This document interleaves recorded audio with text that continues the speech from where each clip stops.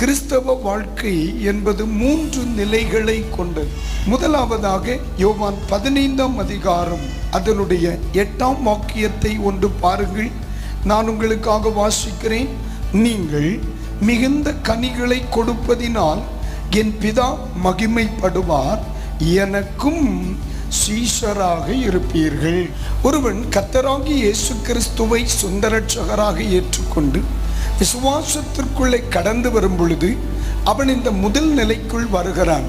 அவனை பரிசுத்த வேதாகமும் சீஷன் என்று அழைக்கிறது. 2ஆம் நிலையை உங்களுக்கு அறிமுகப்படுத்துகிறேன். 14ஆம் வசனம் verse 14. நான் உங்களுக்கு கற்பிக்கிற யாவையும் நீங்கள் செய்வீர்களானால் என் சிநேகிதராக இருப்பீர்கள். ஒரு மனுஷன் சீஷனாக கிறிஸ்தவ வாழ்க்கை ஆரம்பித்து அவன் சிநேகிதனாக டிராவல் பண்றான். கிறிஸ்தவ வாழ்க்கையின் 2ஆம் நிலை இயேசுவுக்கு சிநேகிதர்கள் என்று அழைக்கப்படுகிறது. ஆனால் இப்பொழுது 3ஆம் நிலைக்கு தேவன் நம்மை நடத்துகிறார். அடுத்து 27ஆம் வசனத்தை ஒன்று கவனிங்க. நீங்களும் ஆதி முதல் என்னுடனே கூட இருந்தபடியால் எனக்கு சாட்சிகளாக இருப்பீர்கள். அல்லேலூயா.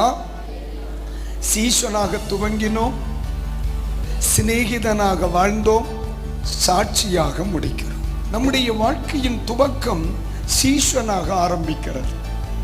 வாழ்க்கை முழுவதும் சிநேகிதர்களாக வாழ்கிறோம். ஆனால் வாழ்க்கையை முடிக்கும் பொழுது நாம் சாட்சிகளாக முடிக்க வேண்டும். அல்லேலூயா. இதை புரிந்து கொள்ளுகிற விதத்தில் உங்களுக்கு சொல்லுகிறேன். சீஷன் என்று சொன்னால் இயேசு எனக்கு முன் செல்லுகிறார், நான் அவருக்கு பின் சொல்லுகிறேன். சிநேகிதன் என்று சொன்னால் நானும் அவரும் இணைந்தே நடக்கிறோம். நானும் அவரும் இணைந்தே நடக்கிறோம். சாட்சி என்று சொன்னால் என் தேசத்தில் எங்கெல்லாம் இயேசு இல்லையோ அங்கெல்லாம் இயேசுவை நான் அழைத்து போகிறேன். இப்ப நான் முன் செல்லுகிறேன், இயேசு என் பின் வருகிறார். இந்த வார்த்தையை நீங்க நல்லா கவனிக்கணும். என்னுடைய கிராமத்தில் இயேசு இல்லை, அவரை அறிவிக்க வேண்டும். நான் இப்பொழுது இயேசுவை அழைத்து சொல்லுகிறேன், அறிமுகப்படுத்துகிறேன். அப்ப முதலாவது இயேசு முன்னே, நான் பின்னே. 2வது இயேசுவும் நானும் இணைந்து. 3வதாய் இப்பொழுது இயேசு சொன்னார், நீ போ, நான் வருகிறேன்.